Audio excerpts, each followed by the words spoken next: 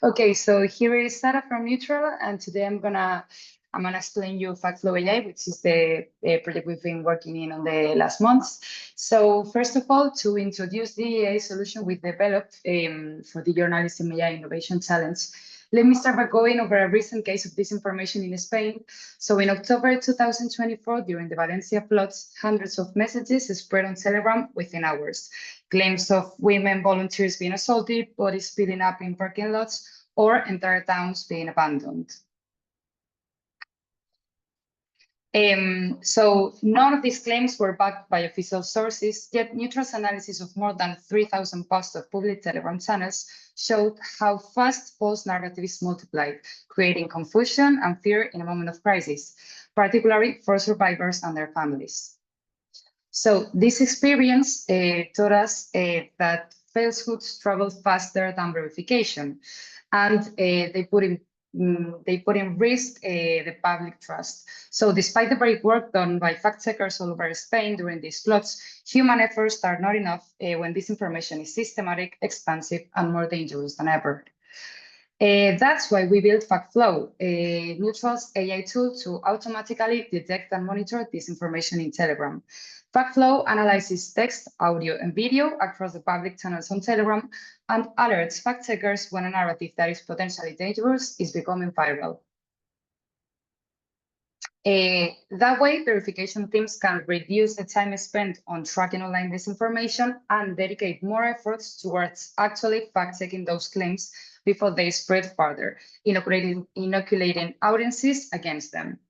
So additionally, FactFlow offers an opportunity for investigative journalists to get important insights on potential disinformation actors and networks on Telegram. The dashboard allows them to look for specific words, phrases, and claims, and it can also be used to research a specific user or channel on Telegram. So now I'm gonna show you a demo of the tool. This is how you would log in the tool. This is the first appearance it would have. So as you can see here, on top, you can see, one second, on here on top, you can see the published message for the last 3 months and the suspicious content that has been detected over these 3 months, okay? So we can see that there are almost 50,000 contents labeled as suspicious for these last 3 months.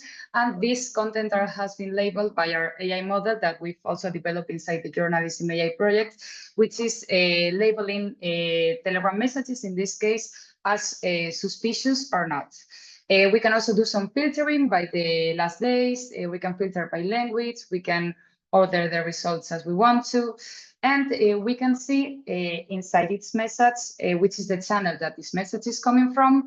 We can see the number of subscribers that this channel has. We can also see which are the amount of views that this message has. For example, this one that we have in the middle is around 7,000 views. The one below, it's about 52,000 views. So this is also really useful and important because as messages get more views, we can say that they are spreading faster.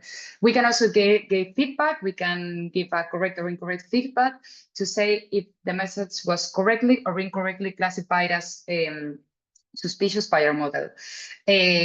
So what we can also do, we can filter by language, as I was saying. We can see just the suspicious content messages. If we just want to see that information that has potential misinformation, we can filter by them. We can go inside the channel and see which are the subscribers, where is this channel from. We can also see the published message by that channel and all the rest of the messages. We can also classify that content. This option has been made for fact checkers. We can go inside the message. We can also see here the recommended channels, as we already have some channels which are inside the dashboard, but there are some of them that may be recommended because contain similar content to the one that we have already inside. So then we can see here the verifications done inside its channel. So if a verifier enters it to a channel to classify the content, then we will be having that information here so that the fact checker, this is a test, this is not something that is done correctly, but as you can see, you can append the fact-checking article, which verifies the message that has been published on that specific Telegram channel. Okay, so to continue, now, how did we did it? So first of all, we took a sample of 6 accounts provided by fact checkers, and we identified over 2,000 suspicious accounts or channels on Telegram that spread disinformation and downloaded from that amount of channels over 1 million messages.